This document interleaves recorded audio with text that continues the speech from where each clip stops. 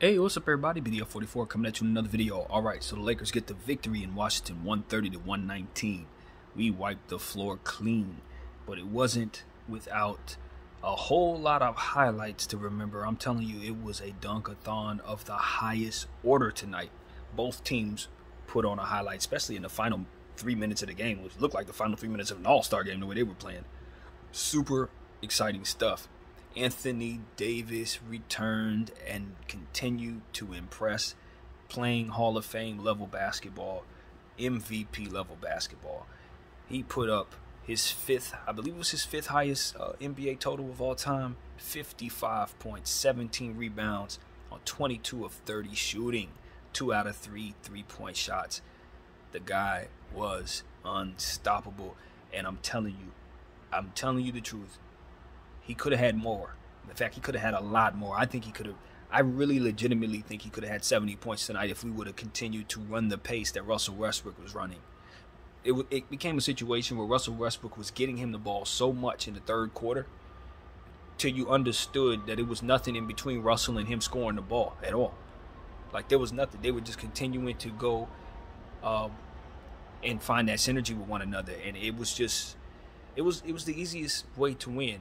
The Lakers had a lead that reached as high as 28 points.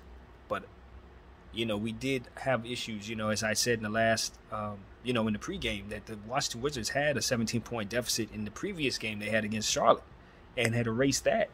So we knew they had some fight in them, and that they had that confidence that they could do that. And we saw them fight back as well in this game and had a really big fourth quarter where they scored, I think, 39 points as a team. So we had a lot of good scoring take place out there from both teams, but ultimately the Washington Wizards, the thing that they had, their problem was they just could not seem to understand who was scoring well for them. They had a really hot hand down there in Daniel Gafford and another in Corey Kispert, and they just didn't lean on them. They continued to run things through Kuzma and Porzingis and guys who weren't doing anything for him, Denny Advija, and they played right in our hands. And as a result, we were able to just kind of take advantage of that, keep the lead strong, and continue to feed Anthony Davis, as to which he just played, as you saw, 22 out of 30, just unbelievably efficient and unbelievably unstoppable, and lots of highlights to match. A lot of lobs, two-hand catches, one-hand catches, all types of stuff. We're just using him properly, and we see what type of player we have, man. It's unbelievable how we were considering trading this guy just a week and a half ago, and seeing what he was giving us. It wasn't unreasonable, but he's turned the corner right now. We're in a different place, and we're reacting accordingly. We feel like we have one of the top 5 players in the league as of right now, and we did not even use him as high as I thought we could have. The usage that he could have had would have been even higher if the game was closer and the ebbs and flows were a little different. So yeah, it was not a whole lot to really say about rhythm in terms of other guys kind of surrounding the situation, because we were so AD eccentric today. It wasn't about other guys. Like a guy like Austin Reeves, you would look at his box score and say he didn't do nothing tonight. And I know there's going to be some people who probably get on his case. What I saw was a guy who was never able to get in the rhythm because he never really was able to do anything but catch and shoot some 3-point shots. Other than that, the ball was never in his hands. And so we didn't kind of go to him as much. We kind of leaned on Dennis Schroeder with the guard minutes and stuff like that. So I really give Austin Reeves a pass for his performance. I thought he could have played a little better, but also understand what it takes for him to get in rhythm, and we never allowed him to do those things. So because I understand him so well, it's like I don't expect him to play well in games like this. What I did see, though, was a lot of good stuff from a guy by the name of Lonnie Walker, because Lonnie Walker went out there and went 4 for 4 from 3 and was just highly efficient, dunking the ball as usual, getting out in the fast break, doing fantastic things for us in the open court, and just continuing to make us feel really, really pleased about his play. Consistent, efficient, and just overwhelmingly athletic. You got to love what this dude is giving us in terms of explosiveness, and the 3-point efficiency is just overwhelmingly good. So at this point, you just understood that he was 1/3 of a very, very potent Laker offense tonight that just made it too difficult for the Washington Wizards, shooting as poorly as they were, to ever have any opportunity to win the game. I want to give credit to Troy Brown Jr. as well. I love what he did in the short minutes that he had. As I said in the last game, he came out and got us quick strike 3-point shot, which is what I call it, where he just lets a quick release go. We get him a good rhythm chest pass, and he just lets off it, and it goes. In the last 2 games, he was able to do that. And so I like that he was doing that, and I also like some of the other attacks that he had as well in the first quarter, because for him, it's about picking and choosing your spots, because we're so superstar heavy to where it's going to be incumbent upon him to attack early and attack when he can. So with what he was given, I thought he was excellent. So these are the type of things that I really wanted to acknowledge. We went to Thomas Bryant a little early, and the thing about Thomas Bryant is the coach is going to have to really work with him, and he's going to have to really take some time to learn how best to stay disciplined against opponents. You know, when it's time to stay down, study Anthony Davis, work with Anthony Davis, because he's really good at what it is that I see Thomas Bryant really being deficient at, which is discipline. You know, just staying down, choosing, you know, how best to position himself so he can defend and be effective. He's given us a lot of energy, but it's not really turned into effectiveness. And a lot of times we find him not really giving us the rim protection necessary. And tonight I thought Daniel Gafford just really exposed him very badly tonight. So you got to give credit to Daniel Gafford, who's an extremely explosive player. Had 9 out of 10 shots tonight, basically all dunks. Super explosive, unbelievably entertaining. And, you know, that's what you're going to get from Daniel Gafford every night. So I'm a big fan of what it is that he does. And, you know, it was just a testament of how much energy he brings to the table and how difficult it is for forwards and centers to deal with him. He gave us problems. And if he would have had more help out there, I think it would have been a different story, to be honest with you, because he just didn't really miss at all. And we didn't have an answer for him, to be honest with you. So that's one thing that I won't soon forget. Also, Corey Kispert, as I said, he was shooting lights out. He was very efficient out there, just like he was in the previous game against Charlotte. They're just not leaning on him properly. They drafted him in the lottery, and then from there, they just didn't give him a whole lot of minutes after a knee injury that kept him out for a year. So he's working his way back from that, and now he's in good shape. He's in conditioning, and he's back to being that high-level shooter that they drafted several years back. So I'm not surprised to see him play well. And what I am surprised is that they're not leaning on him more. And that's what they need to do. They need to stop everything, identify how well he's shooting, and then give him the ball more. Because the other guys they got shooting the ball, they ain't doing nothing for him.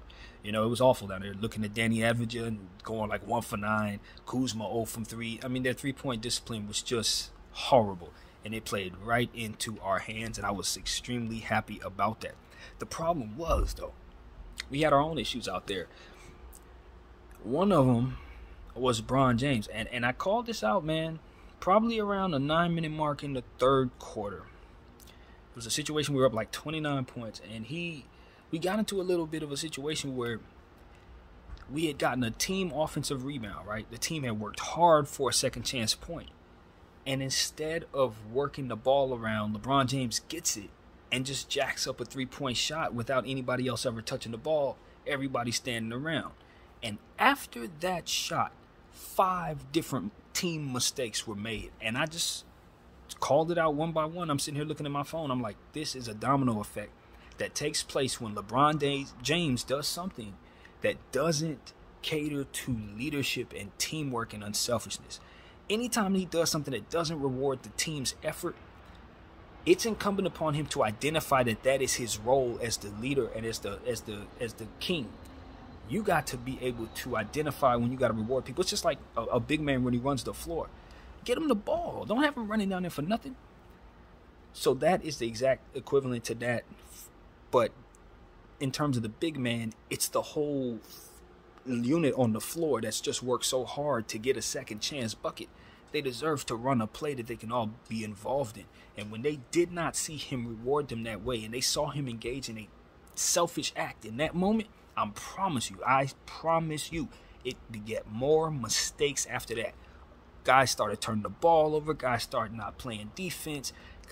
Russell Westbrook turned the ball over. I'm telling you. And it just begets from one mistake. When the leader does something that breaks the focus of the team, you can see how the team reacts to that. And we're such a fragile team. And you saw we gave up maybe like 8 or 9 buckets after that.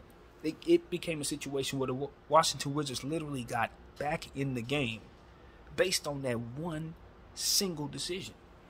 Just like I said, when Austin Reeves got the ball to LeBron James, that one little pass that he made to LeBron James that got LeBron James to shoot that one rock 3-point shot about 2 games ago, it really got in rhythm and started getting more passes, and then he started getting everybody else involved, and therefore we started winning. You remember when I mentioned that and how I was praising Austin Reeves for his leadership? Well, this was the great antithesis to that. When LeBron James sees the team get an offensive rebound, they give him the ball to run a play, and he jacks up a 3-point shot that turns into nothing. He needs to understand that it is very important that he does winning things in those situations, because if he does winning things in those situations, other guys do winning things after that. But when he does losing things in those situations, you control the momentum and the energy of the team so much that they are going to tumble because of it. Just like Russell Westbrook. Didn't we say that about Russell Westbrook last year as well? In regards to how he can take the momentum away from his team by doing things that doesn't help the team.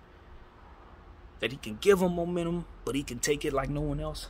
Bron is the same way, and I compare them to each other so much because they show me similarities so often, and this was yet another one of those. Bron just needs to identify when he's doing things that take away from the morale of the unit that he's on the floor with. Reward guys, man. Your selfishness hurts the team. So that is something that I want him to work on. It's not something you're going to be able to get out of bed and be somebody different.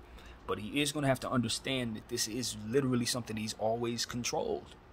His entire career, his career, he's controlled this. Here, though. Here, we know what it is that we're looking at. We point it out. Because we've seen so many great players in LA. We've seen so many different ebbs and flows and different things that great players run into. Till where we know what we're looking at when we see it. So we can help him with that. We're not green in this area. I know what I'm looking at. And just like I said in the halftime video, I encourage everybody to check out my halftime video because I made some very poignant points about what I think LeBron needs to do in order to keep AD engaged. He needs to slow the pace down. I saw a very specific play early on where LeBron James was pounding the ball underneath his feet. He was trying to get AD to run a quick pass. And my thing is this. Real point guards understand that they have to slow it down so that the big man can run the floor at his own pace, because no matter what's going on, the clock is in your favor as long as you're continuing to connect on every possession. AD's an every possession workhorse offensive juggernaut. All you got to do is make sure that the pace fits whatever it is he wants it to be, and you control the whole game. Because what he's going to do is get the ball, be efficient, draw fouls, which then gets other guys in foul trouble. So you don't need to run the pace so fast as LeBron James trying to hurry. No. Luka Doncic the situation. Slow it down and make that work in your favor, because the clock is your friend when you got a guy who's going to connect on every possession. And as a result, you're going to see the defense open up for you, just like he saw in that little layup play where guys were playing off of him. He knows the play I'm talking about. I'm sure you guys do know as well. In the second quarter, there was a very specific play where LeBron James laid the ball up, and you saw the defense kind of play off of him because they were trying to pay so much attention to Anthony Davis on the weak side.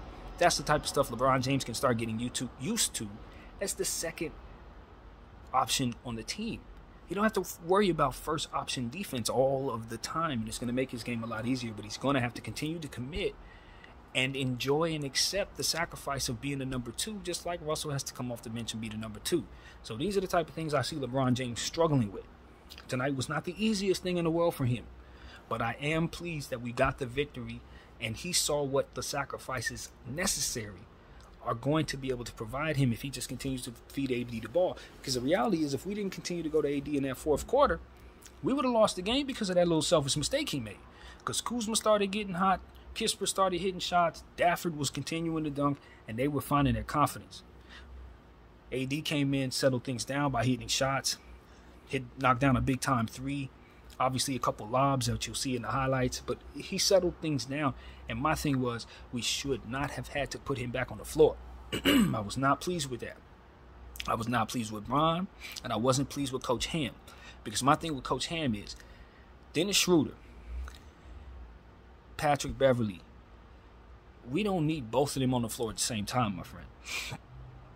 Because Dennis Schroeder ain't giving me enough offensively, and Patrick Beverley ain't giving me enough defensively. So together, they're basically one player, bro. That's what you got to understand. You have big holes on both sides of the floor. You're basically going 4-on-5 differently on both sides of the floor. because you have a non-factor in both sides of the floor at all times. So it's like, why did you go with both of those players at the same time? My argument is to go with neither of them most of the time. You know, given that Dennis Schroeder played well defensively, given he had 2 steals, team high, given the fact that his plus-minus was pretty solid, he had 8 assists, which was really helpful. He didn't hurt the team as much as the eye test showed that he did. But the reality was we had too many situations where we were just too small, and Gafford was able to dunk over us, and Porzingis was able to shoot layups over us, and these type of things were just, we didn't need that to happen. We could have went with taller players and still got the same effect, because at the end of the day, we were leaning on Anthony Davis, and that was the point. So the surrounding players just got to accompany and support Anthony Davis. And while I appreciate the fact that these guys are 2 or more talented players that we have, their natural deficiencies make it so that you are ultimately giving up too much when they're on the floor together. So that's what I saw tonight. We got away with it because we went up against an undermanned Washington team, of whom I have to admit that Bradley Beal went out in the first quarter. I forgot to mention that at the halftime, but he went out with an injury and never came back. So they were super undermanned, and we were able to, once again, like against the Spurs and other teams, get away with it. But this wasn't one of those games where we felt like we did everything we could to have beat a team like maybe Milwaukee. If we played Milwaukee like this tonight, I don't think we win, because there were certain things that we did that just ultimately gave them the ball back. 15 turnovers. One of the things we said about Milwaukee is we only had 4 turnovers as a team. Shoot, LeBron James had 3 in the first quarter. You know what I mean? So that type of stuff is like, all right, that is not going to get it done against really good teams. I like what we did from the three-point arc. Once again, we showed great discipline there, shooting 38% from behind the arc, so that's good. Once again, 72 points in the paint, super impressive, even topped what we did in the last game, which was at 70, so that was excellent. So there were things that you really loved about this performance tonight. Shot well from the field. I thought we really did a good job picking good shots to shoot and just ultimately getting Anthony Davis involved in the second half. It's particularly that third quarter when we really fed him, which is a recipe for absolute and utter success for our team. Where we struggled in the first 18 games of the season, we could not seem to get him the ball in the third quarter, could not seem to get him the ball in the second half. Tonight, we fed him a lot in that third quarter, and as a result, that's how we got that big boy lead that we ultimately gave them halfway up, I guess you can say, by doing some selfish things and ultimately begetting more mistakes. And two, what we understood is that when we put LeBron James down there in that fourth quarter and he started doing certain things that didn't really work for us, what that did was turn up the intensity on their defense. So they ended up forcing an unforced turnover with a double team that I think just came from just sheer momentum of having a couple things work for them for a change in that fourth quarter. So that's what happens when you play into the defense's hands. You give them stuff to really derive from, and they start playing smarter. And that's what we saw. Kuzma started getting a bounce, getting down there and laying the ball up in the open court and stuff in the fourth quarter, and really got them back in the game. So we just got to be smart, because at the end of the day, we want to play less basketball. This game should have been over in the third quarter. Anthony Davis should not have had to play in the second half. And the key to all of this is making sure that this is a marathon, that we reminded of we are doing this for 82 games. So we can't afford to just be out there having him play against the Washington Wizards in the fourth quarter with 2 minutes to go. He should be ice on his knees and sitting down, man. We didn't handle business tonight, and I think it's on our leaders in Darvin Ham and LeBron James for not closing the basketball game properly. Darvin for not putting players on the floor and managing LeBron James properly to stop the bleeding so that we didn't give up so much of that lead. And also Darvin for not putting better matchups on the floor so that we didn't have such an easy time giving up that lead when those mistakes started being made.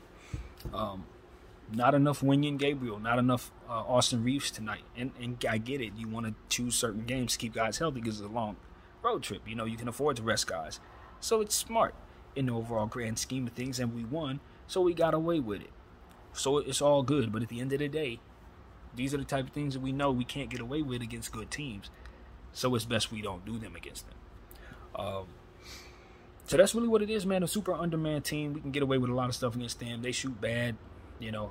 And it's weird because you're not really sure if they want to tank or not. I don't think if they're sure they really want to tank or not. But looking at what they have down there, that's probably where they're headed. They're just not a very good team right now. It doesn't seem like they have a whole lot of discipline at this moment.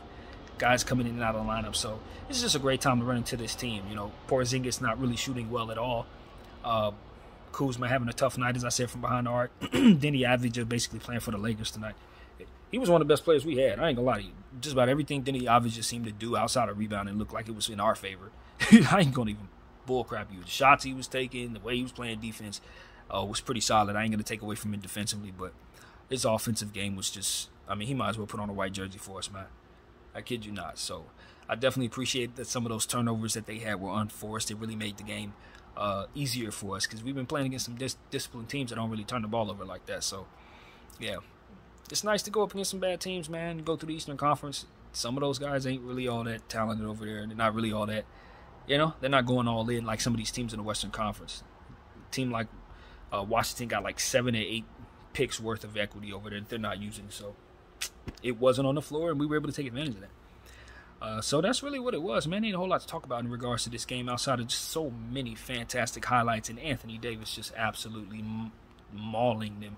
I mean, 55 points, 17 rebounds on 22 of 30, 3 blocks on top of that. You can't say enough about how he was disciplined and not shoot the 3. Usually when you see guys go for 55, you see him attempting 9 and 10 threes. If he would have attempted that many threes the way he was shooting them, he would have had 100 points because he was 2 for 3 from behind the arc. So that just tells you how disciplined and smart he's been playing. And then on the other side of the floor, the way he's been making reads, just like I said in regards to what I want to see from Thomas Bryant, to kind of just study from him. He's staying down. He knows his opponent. You can tell he's done his homework on the guys he's guarding. And he's just able to make good decisions and put himself in a position to be effective defensively at all times. Just simply one of the best two-way players the game has ever seen when he's playing at this level. And when his conditioning is right. So I want to continue to encourage him to do what he's been doing in the offseason, Be in love with working out. Be in love with seeing your body at its best, because that's what's going to give you the durability to stay healthy and be this version of yourself. And that 16-8 version of yourself is disrespectful to you in the mirror. That's what it is. And I look at Anthony Davis and see, I'm even more disappointed at him now, looking at how he's been playing these last couple of years, when I can see when he can play like this.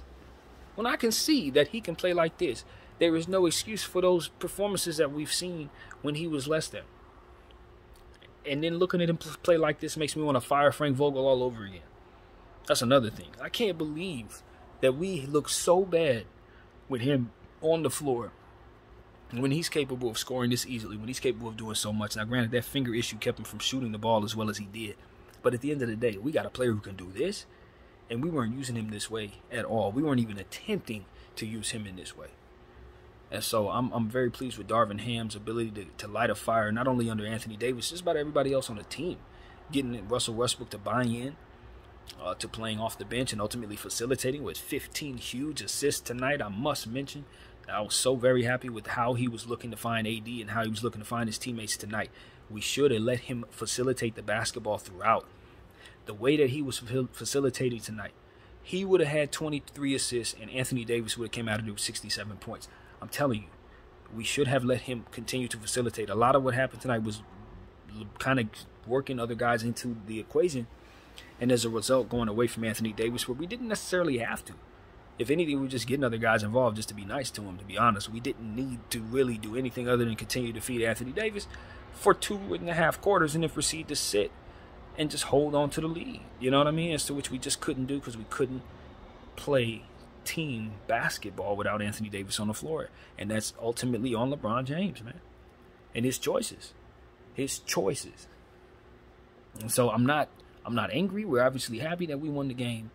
But a lot went wrong in that fourth quarter that gave that Washington Wizards a 39-point quarter. And it was just simply because guys just didn't want to play together, man. And so we're glad that that's behind us at this point, that it didn't lead us to a loss, that we were able to lean on Anthony Davis and his 55 points. Lean on Lonnie Walker's 4 from 4 from behind the arc.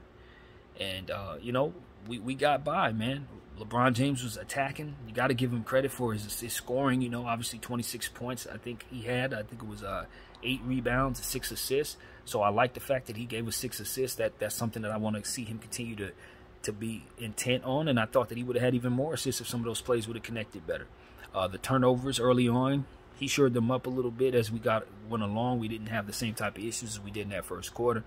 So, we trudged along. I thought his effort and his energy was good. The athleticism was on display tonight, dunking the ball left and right, doing a lot of good things to be on the glass and stuff like that to just help the team. So it wasn't a bad Bron night. But he would tell you, he'll look at the highlights, and he would tell you that everything went wrong after he took that long three off of that offensive rebound. You just have to reward the team, bro. No excuse for that. You're the point guard. You're the leader. Reward the team. Don't have them boys out there working hard for you just to jack up a lackluster shot that you're going to brick. You know people going to slump their shoulders after that. You know people going to roll their eyes after that. You know guys going to start making mistakes when they do that. And that's on LeBron James. So that's all I want to say about that particular thing, man. I think it's very important because it's something that he can study and get better at, man. It's a level of evolution for the king. Because if he learns how to master that, he won't be done winning rings. He won't be done winning rings if he learns how to master that. So that's pretty much my thoughts in regards to this game. The Washington Wizards, they're a depleted basketball club. Obviously, you remove Bradley Beal from the situation. No Rui Hachimura. We know now that he's out with an injury that's kept him out for 8 games. I wasn't aware of that. So, they got, like I said, guys out of the lineup. You got nothing out of a couple guys. I look at Will Barton, a guy that I expected to play well, somebody that was saying is a really good role player and stuff like that. He was 0-4 tonight, 0-4. Just really didn't make his presence felt on the offensive side. Kind of surprising to me. And you want to give our defense credit for kind of shutting some of them dudes down too. They had a couple guys down there that I was never familiar. I was never really aware of. 2 players. I wish I remember their name. I think one of them was Bell, and the other one I don't remember the guy's name. Goodwin. But Goodwin, I believe he was out there. I think that's his name, and he was really, really active in playing defense and trying to hustle and stuff like that. So, it's a tough go for a Washington Wizards team. I would say that they just have to make an organizational decision to figure out what they want to do with their timeline. And so, until they do that, they're just going to be kind of an okay basketball club or a bad basketball club, and that's what we saw tonight. Happy to beat them in their pink floor. You know what I mean? And now we move on to Cleveland, and that's going to be an early game. I believe it's on Tuesday. It might be tomorrow, to be honest with you. I got to check, but we'll be ready when it is. And this is going to give us a different look. We have to understand that certain things we did tonight probably ain't work against Cleveland. Judging on whether or not Jared Allen's plan is going to determine how effective I think Anthony Davis can ultimately be, because they got the length to give us issues. That workhorse Anthony Davis thing, he may get his points, but it's going to be a lot harder against that type of length. Evan Mobley is one of the best young defenders in the game, and he's basically a Anthony Davis doppelganger. And he's getting in better shape, and he's getting stronger and faster and more effective. So I expect him to have a very, very phenomenal basketball game of his own, given the fact that he knows what level Anthony Davis is playing at, and he's compared to him. So I expect Evan Mobley at home to want to play a very, very, very good basketball game. You got to understand, he's very intelligent defensively, just like AD. He and AD don't foul. They are very, very effective defensive players that don't foul. That's their MO. And with the length and the body that they have, they just make it impossible for teams. So they got one, we got one. May the best team win. It's that simple. And as far as I can tell, Donovan Mitchell, Darius Garland, those guys are very difficult to beat. We're going to need Lonnie Walker to continue to play this way. We're going to need to get good defensive play out of guys all up and down the board. Teamwork is the dream, because if we don't get that going for ourselves, they're going to beat us bad. Cleveland is hard to beat. Understand that. They're very, very difficult to beat. So you don't hang your head if you lose that game. And that's why it was so important we get the ones like tonight. So kudos to the Lakers just overall in beating the Wizards, because you must capture the ones you need. And look up. We're 2-0 on this road trip, y'all. We ain't lost a game on this road trip. Anthony Davis scored about 100 points in this road trip. And teams are falling, man. It's that simple. We are a very good basketball club right now. 11-12 is our record, I believe it is. Or is it 10-12? Or 11? I think we're 11-12 now. But it's hard to keep up when we're winning like this. And we love it, man. So that's what it is. Obviously, the game ball goes to Anthony Davis. You can't take nothing away from one of the greatest scoring performances in Laker history tonight with 55 points, 17 rebounds. Obviously, he's on a tear right now, probably averaging over 35 points on the week. If he ain't the player of the month, something's wrong. He's just simply playing MVP basketball right now. You can probably name 4 players playing at his level, maybe 4. And so that's one of those type of situations where you just got to understand what level a guy's playing at and give him his flowers right here and now. We've been waiting for Anthony Davis to play like this for a long time. We talked about how we hated the trade, this, that, and the third. But the story's still being written. The story is still being written. So for all I know, this is the beginning of something with Anthony Davis. and his legend as a Los Angeles Laker great big. And I don't see why it can't be. He ain't even 30 yet. We got some good years ahead with this guy if we can keep a good team around him and focus what should be. And so the Lakers have decisions to make. He's also a player who can get you about 7 or 8 picks right now. When you look at how he's playing and you consider his injury history, one wouldn't blame a GM for trading him at this level, given the fact that he's playing crazy great.